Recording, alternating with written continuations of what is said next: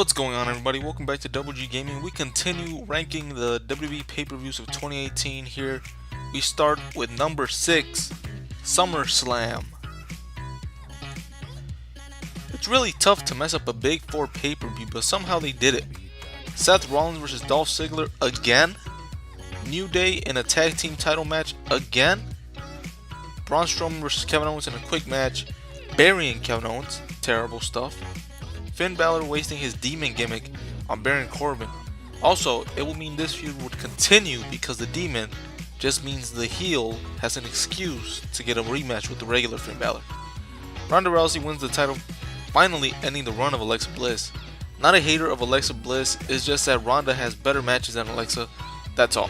Alexa can cut promos way better than Ronda Rousey, I'll give her that.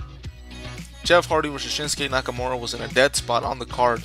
If they added Orton to this match, or even Shelton Benjamin to make it a 3-way or fatal 4-way, it might have made the match more interesting.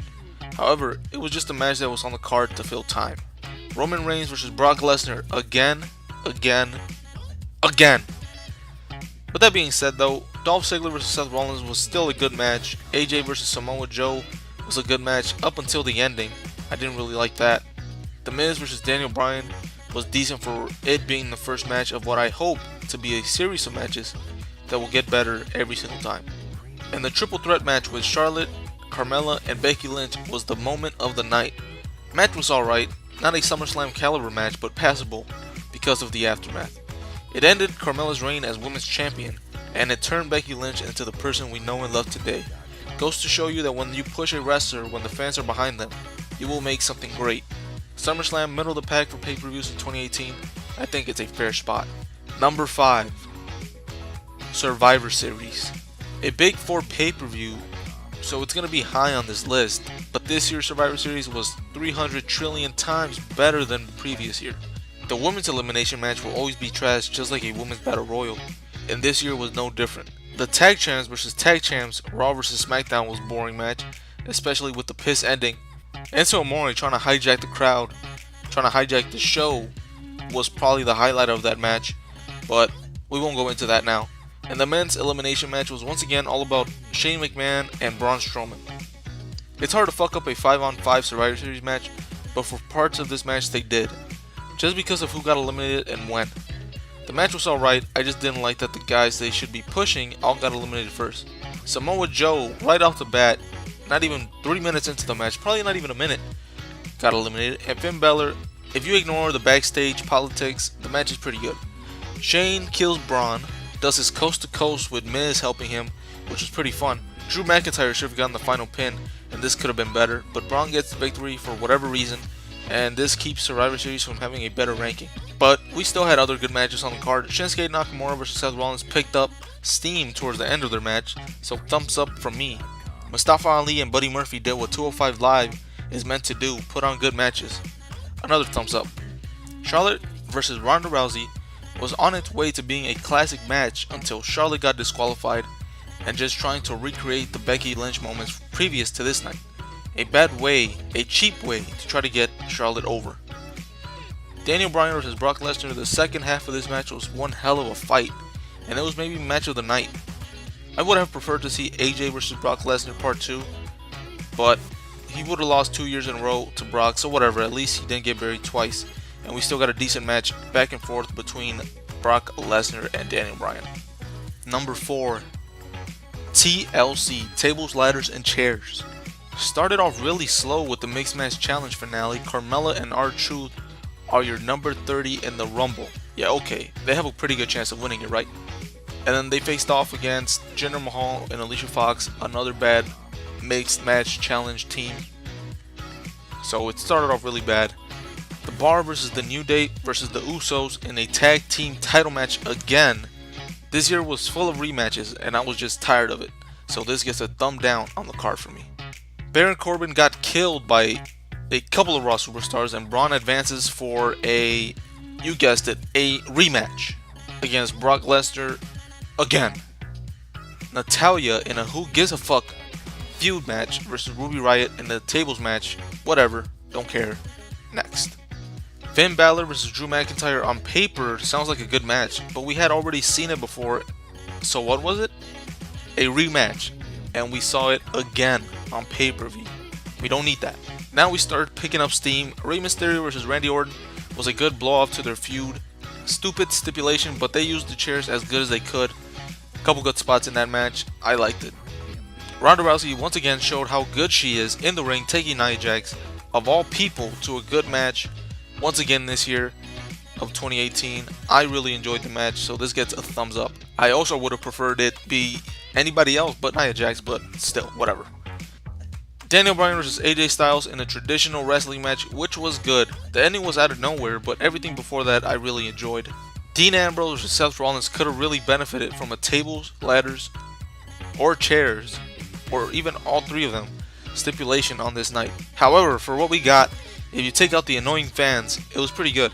Maybe cut it down 5 to 7 minutes and it's a better match. Not much hate for me, but I can see why fans dislike this match. Not enough for me to give it a worst spot on the list though. And the triple threat TLC match stole the show. One little thing, Charlotte can't sell to save her life. She oversells like crazy for some reason, but still these ladies put on a good match. Asuka won the title finally, and if this sends Becky to face Ronda Rousey and beat her at WrestleMania, that would make it even better. TLC horrible start, but the final matches on the card save it from being a dud pay-per-view. Number 3, Royal Rumble. This one should be short because of how many matches there were on this card. However, the quality over the quantity is why this pay-per-view is ranked as high as it is. There were 4 matches outside of the Rumble matches themselves. The 2 out of 3 falls match was fast-paced and I think it was good, even if the Usos took both falls in a row. And Brock versus Braun versus Kane was okay because of all the spots. Again, Brock wins, and that's why it wasn't better received by not just me but by most fans. I didn't watch this match live, but I went back and watched some highlights. The other 2 matches were just there to fill time, and we won't go over them because they don't need a review. It was just AJ Styles in a handicap match. He retained, and then basically Seth Rollins in a handicap match versus The Bar, where The Bar won the tag titles again against Seth Rollins, who they were feuding against since like SummerSlam the previous year. The men's Royal Rumble match was booked as good as any Rumble match has been booked in recent years. And if you just ignore Reigns being in the end, the ending to this match was really good and had you on the edge of your seat the whole entire time. Shinsuke Nakamura won the match, which was good, like I said, and finally we got a good Rumble winner since like Edge in 2010. The women's Rumble match was okay because of the winner. Like I've said, I don't find Battle Royal type women's matches to be good, and this was no different. Of course, we had good talent like Becky Lynch, Sasha Banks, Ember Moon, Kairi Sane, and a couple others. Without some of the surprises that had to be there to fill spots, this match could have been a complete flop.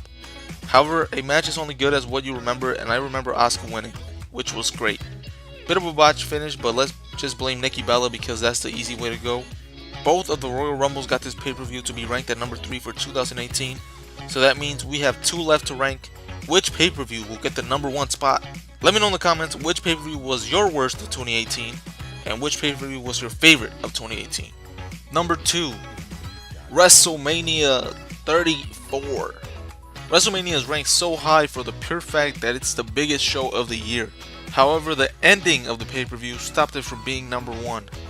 Still some good stuff, but let's just go through the bad first, just to get it out of the way. Jinder winning the US title when Rusev was in the match was a joke. 3-way SmackDown tag match was boring. Daniel Bryan's return was in a bad spot on the card, but still, Daniel Bryan returned at WrestleMania. The opening match was great, and the winner was even better with Rollins getting the Intercontinental Championship. Asuka vs Charlotte was a good match, but the ending was really dumb. I can't see why they thought that was a good idea. I get you want to push Charlotte, but the fact that Charlotte would then go on to lose to Carmella like 2 times made no sense to make Asuka the sacrificial lamb there.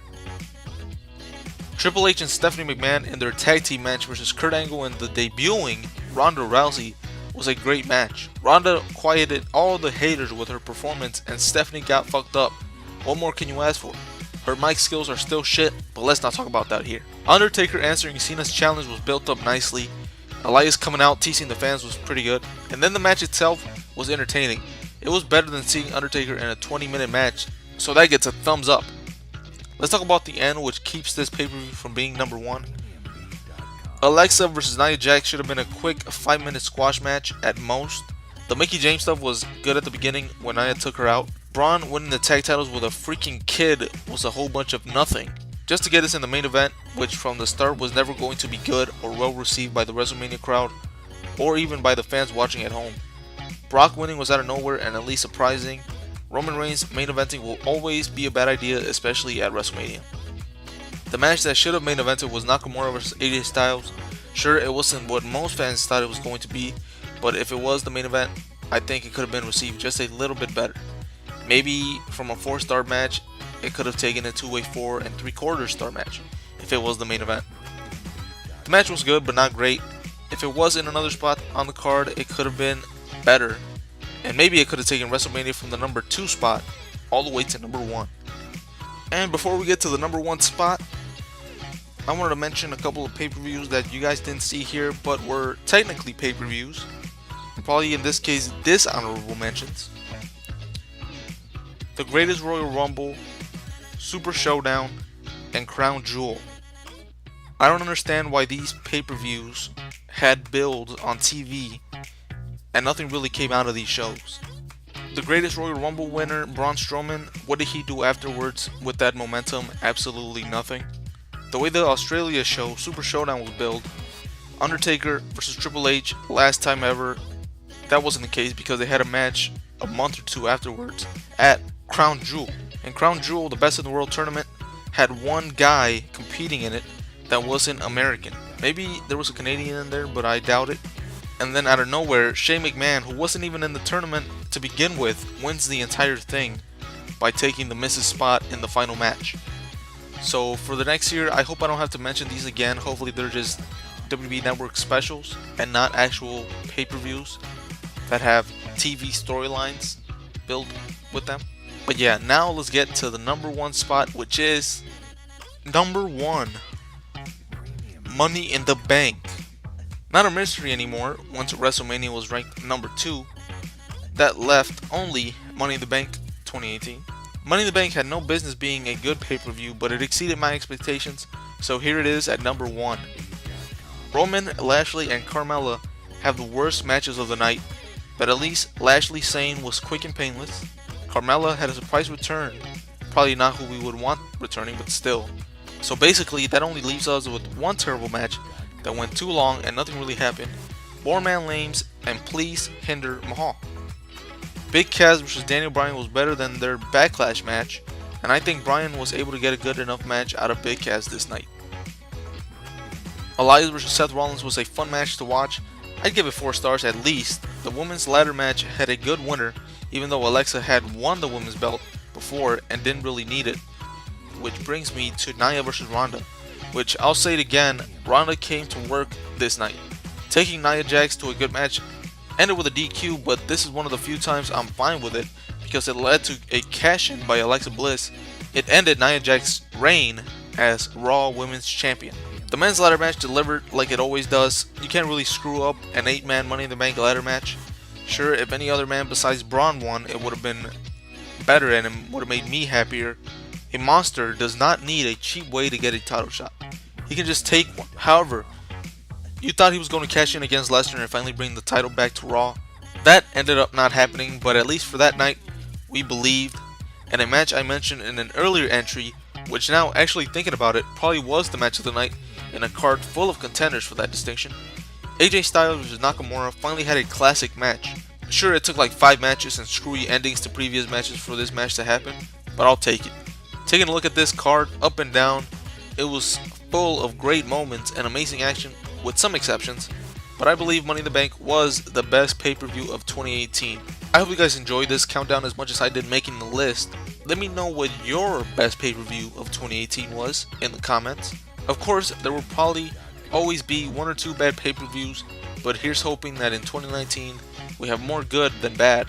I think WWE improved pay-per-views from 2017 to 2018. Still has some work to do, like lower how many matches are on a card and stop having rematches as we've seen dozens of times before. But if they can give us more pay-per-views like TLC or Money in the Bank, I'd be happy. Even Fastlane left me satisfied this year. So thanks for watching. I'll be back next year to rank them all again. Subscribe if you can't wait, and also if you want to check out my other content. Thanks once again for watching. See y'all later.